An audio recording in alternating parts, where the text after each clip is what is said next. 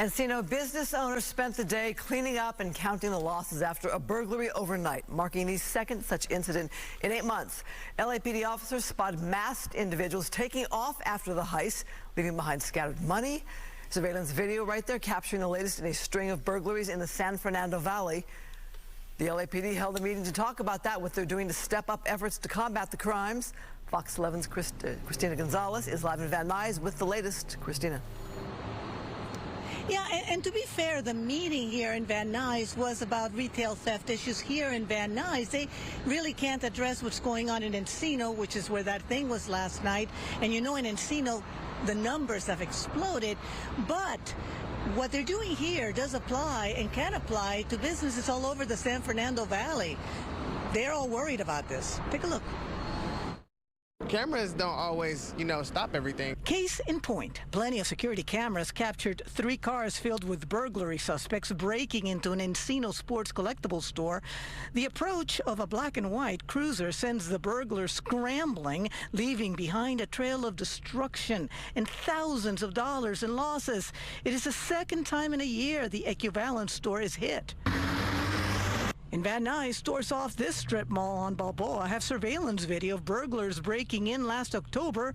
Store owners saying they've had 2 more attempts since, despite thousands of dollars in extra security measures. All the measures that we've done, it still has not prevented them from, at nighttime, right when it gets dark, that's when it starts happening. The San Fernando Valley as a whole has seen an increase in thefts, especially areas like Encino.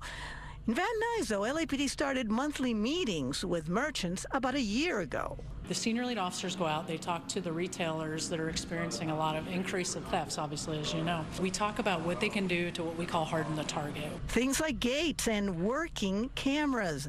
Those videos are helping detectives target repeat offenders who know to steal less than $1,000, so they're charged with misdemeanors under Prop 47. People go in and out, and they may not steal up to that amount yet, but over the course of a few months, they actually end up topping that amount. Now it's a felony. So we'll file that with the district attorney, and they've actually been helpful with that. They call it filing in aggregate.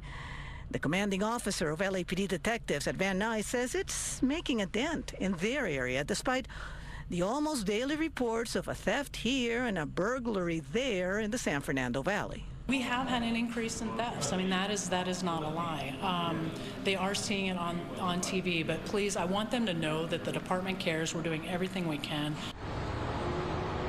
And they have extra patrols. But one thing that helps, and they really want to pass this on, businesses get dejected.